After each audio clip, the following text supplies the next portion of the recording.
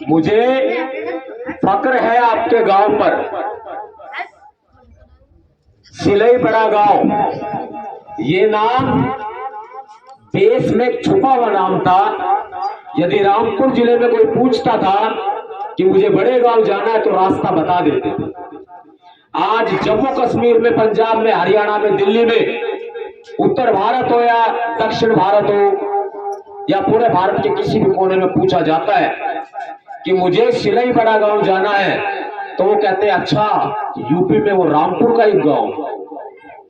आपके गांव के चर्चे पूरे देश में हो गए। मैं दिल्ली से आया, गवाह बैठा हूं इस बात का। और सबसे ज्यादा चर्चे जो हो रहे हैं वो हो रहे हैं आपकी बहादुरी के। मेरी माताएं, मेरी बहनें, उन्होंने जो हिम्मत दिखाई, बाबा साहब अंबेडकर जी का बोर्ड उन्होंने पकड़ के छोड़ा नहीं, वो काबिले तारीफ है। लेकिन एक दुखद घटना जो यहां घटित हो गई। जलियांवाला बाग बनने में कोई कसर नहीं थी यहां पर। वो जनरल डायर जो लखनऊ में बैठा है, उसने आदेश दिया कि गोली चला दो। हम बैठे या सीना तान के, कहां हो, आओ आओ, मारो हमें गोली, कर दो हमें छल्ली, हमारी छाती को छल्ली कर दो। अगर तुम्हारा मन भरता है गोलियां मारने से, तो हम गोलियां खाने को तैयार हैं। हम अपनी गर्दन नौछावर कर देंगे आपके कदमों में, अगर आपका मन भरता हो। खून से सना है उस व्यक्ति का दामन जो लखनऊ में बैठा है। खून से सनी है आज खाकी, जिस खाकी पर हम भरोसा करते हैं, उम्मीद करते हैं ये हमारी रक्षा करेंगे, ये हमें न्याय देंगे, दिलवाएंगे। आज वही खाकी हमें लहूलुहान कर रही है। किसके पास जाएं, कहां जाएं, कहां रोए, कहां गिड़गिड़ाए, कौन है हमारा, किसके कदमों में गिरे हम, किससे न्याय मांगे हम।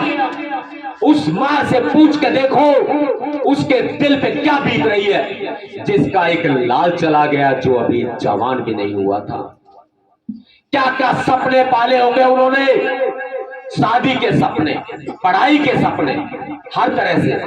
लेकिन यहां सरकार का दिल नहीं पसीजा। उस पिता पर क्या बीती होगी, उस पिता पर क्या बीती होगी जिस पिता ने अपने बच्चे को अपने कंधे पर लिया। आज ध्यान रहे, ये गांव हमारा है, ये धरती हमारी है, ये आसमान हमारा है। ये किराए पे आए हुए लोग अपने आप को मालिक ना समझे। हम लोकतंत्र को मानते हैं, संविधान को मानते हैं। हम कानून हाथ में नहीं लेंगे, लेकिन कोई गोली हमें मारेगा तो हम सीना तान के ये कहेंगे, आओ मारो गोली, कर दो हमें छल्ली। डंडा नहीं उठाएंगे, हथियार नहीं उठाएंगे, सिर झुकाने को तैयार है। हम गरीब लोग हैं, हम दलित हैं, हमें न्याय दे दो। हम लड़ नहीं सकते, हम मेहनत करते हैं, हम मजदूरी करते हैं।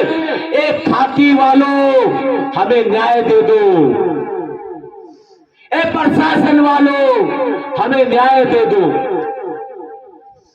ए लखनऊ में बैठे योगी महात्मा जी, बहुत तारीफ करवाते हो आप अपनी, हमें न्याय दे दो।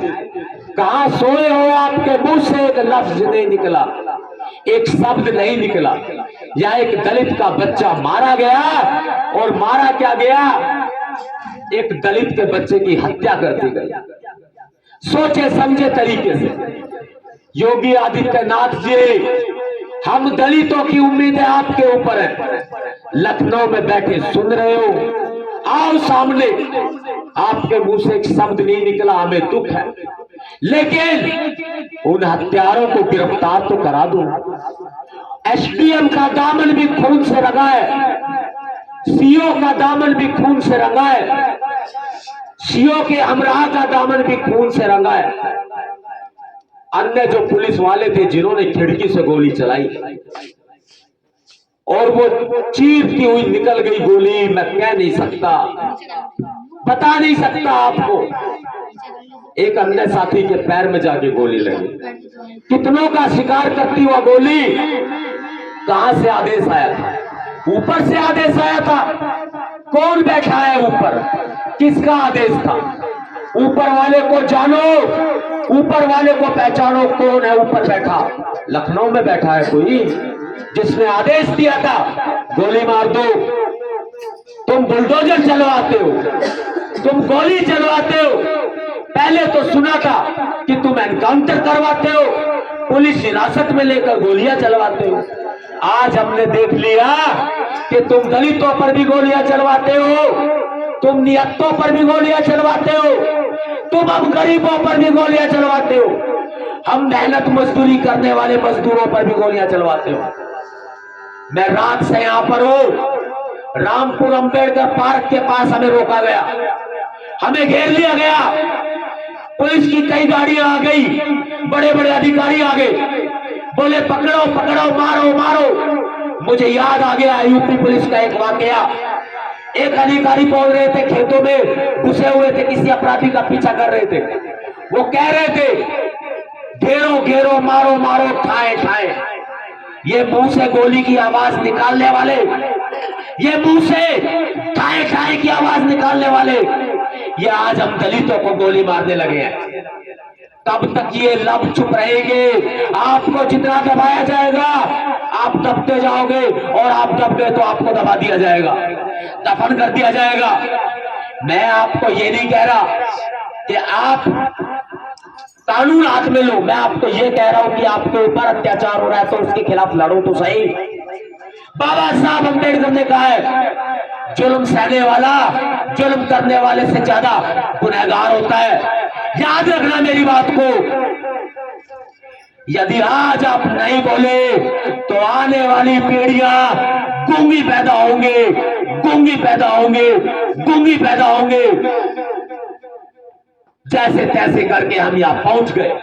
मैं पिछली बार आया था, दुख बांटा था, आपसे मिला था।